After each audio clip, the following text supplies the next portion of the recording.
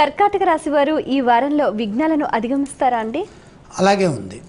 2 గ్రహాలు రక్షిస్తున్నాయి. 6లో శని, 9లో శుక్రుడు. పరిస్థితులను గమనిస్తూ నిర్ణయాలు తీసుకోవాలి. ధర్మ మార్గంలో విజయం లభిస్తుంది.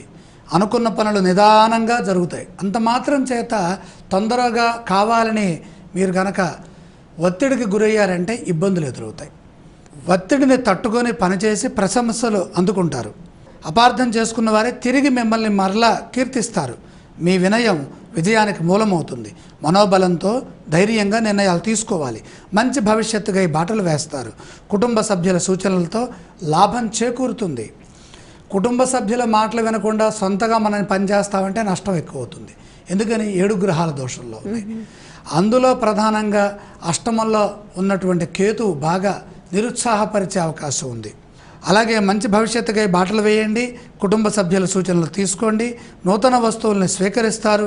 తగినంత విశ్రాంతి అవసరము. ఆరోగ్యంపై దృష్టి నిలపండి. ఈ రాశి వారు పఠించవలసిన స్తోత్రాలు ఏవండి? ధైర్యం కోసం దుర్గా ధ్యానం శుభాన్నిస్తుంది. ఆలయ సందర్శన క్రమంలో ఏ దేవీ దేవతలను దర్శిస్తే మంచిదంటారు?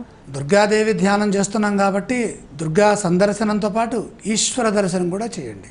ఈ రాశి వారు చేయవలసిన దానాలు ఏవండి? ధనస్థానంలో రాహుదోషం ఉంది కనుక మినుములు దానం చేయండి.